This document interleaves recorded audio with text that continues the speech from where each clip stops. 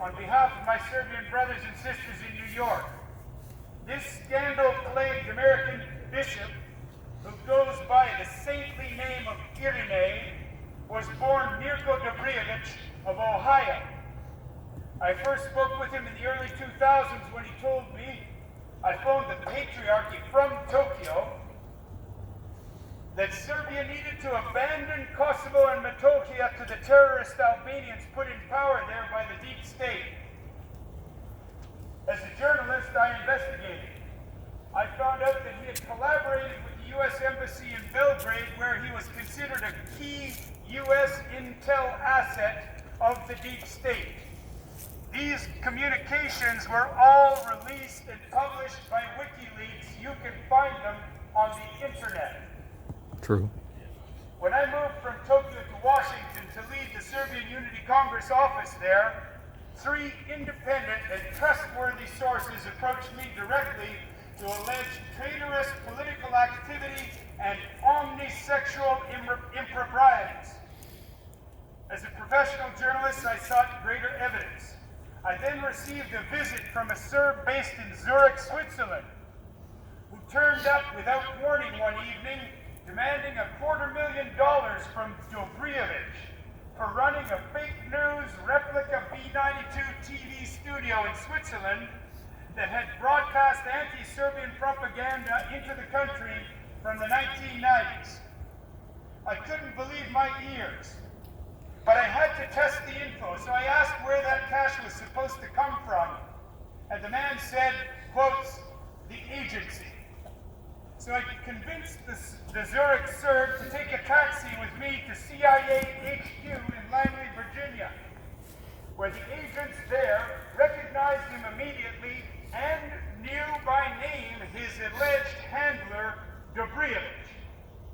It was only a couple of minutes before 3 additional CIA agents ran down from an upper level and physically dragged the Zurich Serb out onto the front lawn, saying to him, never come here again asking for money. You might cheat your own people, but never us. That man never returned to our office in Washington. But how did the Zurich Serb even come to the Serbian Unity Congress office in Washington seeking the bishop? Well, until a month before that very same office became ours, it had been the, quotes, Public Relations Office of the Serbian Orthodox Church, personally run by Dobrijević, your neighbor here in number 65,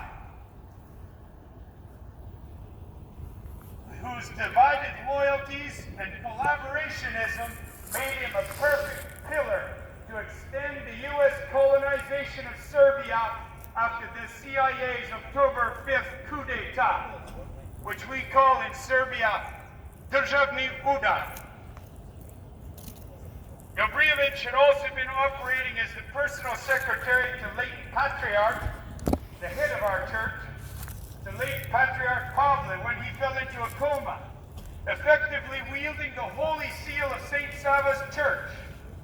How this came to pass is a feat that even enemies of the CIA must credit them with as superb spy work.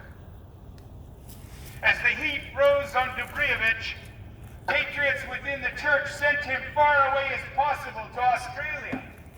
But there he caused the biggest scandals of all, dividing the church, leading to a Supreme Court battle that lost the church hundreds of thousands of dollars, if not more. Exactly the same kind of subterfuge that he is conducting in our church here in New York City. From my time as an advisor and consultant to the Prime Minister of Japan, I came in contact with agents from the State Department, CIA, and other intel services who gave me more damning info about Dobrijević. So, on my next trip to Belgrade, I decided to ask Dobrijević to his face about all of these allegations. By chance, my friend, the award-winning documentary filmmaker Boris Malatorsky, invited me to the premiere of his film, The Weight of Chains, that exposed the CIA role in staging the October 5th coup. and I sat down in the theater near Dobrevich, who walked out of the film as soon as he saw me. Journalists know that this is a sure sign that they are getting close to their subject. Soon after, I cornered Dobrevich at a diaspora event in Belgrade where he could not walk out. I confronted him face to face and asked for confirmation or denial. He refused both, rejecting repeated questions. This man purports to be a representative of God, a quote, priest of our church. He is also said to support ecumenicism and closening of our ties to the Vatican, which bless the Ustasha Croat clerical fascists who slaughtered hundreds of thousands of Serbs, Jews, and Gypsies. I am a Serb descendant from a patrilineal noble family dating back to Tsar Dusan and before. In my maternal line, my grandmother descended from Lusatian Serbs who were genocidally assimilated into Protestant Serbs in Eastern Germany and barely survived Adolf Hitler. Yeah. They ceased to speak Serbian almost 200 years ago. My mother learned her maternal ancestral language from my father. My father was a World War II Allied war hero in the Royal Army of Yugoslavia. My grandfather was a commander of the Royal Guard of his distant cousin, King Alexander of Yugoslavia. He strongly advised our king not to join the Freemasons and not to go to Marseille. He was swiftly transferred from the Guard by senior generals. Our king was murdered. The rest is history. Despite never teaching me Serbian to reduce the chance that Tito's assassins would kill me if they ever got to him, my father taught me to believe in God and his sensible. I made my way home to Serbia on my own.